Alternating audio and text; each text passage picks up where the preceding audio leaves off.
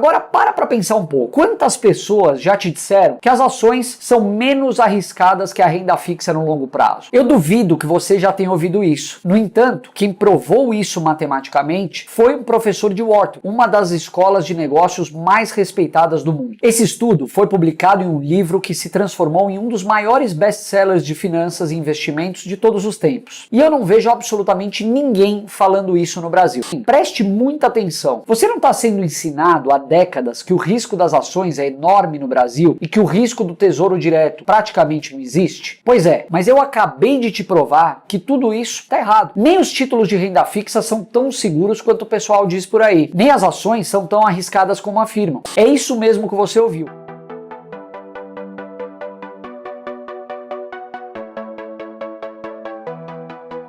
Voltando à nossa aula, o primeiro pilar do método Barsi é que você deve construir um portfólio de investimentos com foco em ações. O Barsi nunca teria ido de engraxate a bilionário se investisse em renda fixa, imóveis, fundos imobiliários ou outros ativos, porque esses são negócios pouco dinâmicos ou com rendimentos limitados. Ainda que pareça atrativa, muitas vezes, a renda fixa não representa uma verdadeira oportunidade de multiplicação de capital, porque títulos do Tesouro Direto, por exemplo, parecem pagar uma rentabilidade acima da inflação. Se você considerar o IPCA como índice oficial de inflação e o CDI como principal referência das taxas de juros, então isso é verdade. O CDI costuma ser maior que o IPCA em quase todos os anos mesmo. Agora, a crítica do Barsi é que o IPCA falha em mostrar a verdadeira inflação brasileira. Neste século, o IPCA mostra que a nossa inflação média fica próxima ali dos 6% ao ano. Mas para o Barsi, se você somar todos os gastos que tem um ano, com alimentação, saúde, educação, moradia, lazer, transportes, etc. E no ano seguinte, somar novamente esses mesmos gastos, vai perceber que eles aumentam ao menos 15% ou 20% ao ano. O único investimento que te dá a chance de obter um retorno superior a esses são as ações. No Brasil, existem poucos dados históricos para eu te provar isso. Então vamos olhar primeiro para os Estados Unidos. A pesquisa mais parruda já feita sobre a rentabilidade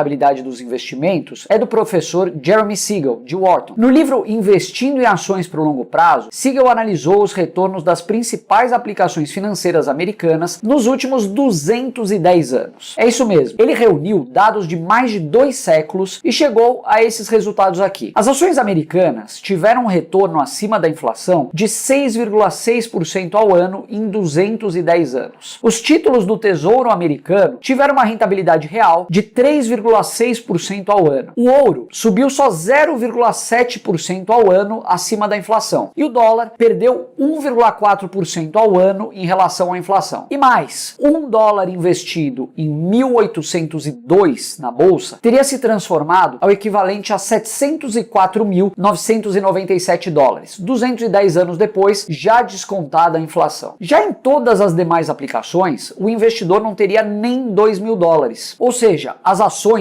tiveram um retorno real ao menos 390 vezes superior do que todo o resto. Mas o dado mais interessante desse gráfico talvez nem sejam esses retornos compostos impressionantes. Preste atenção nessa reta de tendência traçada sobre a linha de retorno das ações. Essa reta mostra que ao longo de décadas o investidor sempre consegue obter um retorno de 6 a 7% ao ano acima da inflação comprando ações americanas. As ações podem ter forte volatilidade por causa de crises, guerras, eleições, etc. Mas nos últimos 210 anos, isso é, no longo prazo, a rentabilidade real das ações sempre acaba ficando entre 6 e 7% ao ano. Foi assim na Segunda Guerra Mundial, nas crises do petróleo, na crise asiática, no estouro da bolha do .com, na crise do subprime, no Covid, etc. Muita coisa gera volatilidade de curto prazo no mercado. Lucros trimestrais ruins, altas nas taxas de juros, fatores psicológicos, medo e ganância, tudo isso faz com que as ações chacoalhem. Mas essas oscilações de curto prazo, que tanto preocupam o mercado, a imprensa ou até mesmo os investidores iniciantes, são basicamente insignificantes para os investidores que estão preocupados apenas com seus retornos de longo prazo. Porque nos Estados Unidos, ao longo de décadas, as ações sempre sobem entre 6 e 7% ao ano acima da inflação. E como será que é no resto do mundo? É bem parecido. Esse estudo do Credit Suisse avaliou o retorno de ações ações e de investimentos em renda fixa em 25 países do mundo desde 1900. No gráfico, os retornos das ações são as colunas em verde água. Em todos os 25 países analisados, as ações tiveram retornos reais superiores à renda fixa, que são as colunas em verde escuro e verde claro. Na média mundial, as ações tiveram um retorno anual de 5,2% ao ano, acima da inflação, contra 2,1% ao ano para os títulos do Tesouro. Esses estudos não consideram dados brasileiros. No Brasil, há uma dificuldade de levantamento de cotações de muitas décadas atrás, devido às diversas mudanças de moedas pelas quais o país passou. Geralmente, os estudos brasileiros são feitos a partir de 1994, ano de implementação do Plano Real. Desde o Plano Real, o CDI apresenta uma performance superior à da Bolsa porque os juros foram muito altos no início do real, chegaram a até 45% ao ano. Mas não se sabe se esses juros seguirão tão altos no futuro. E as carteiras de ações,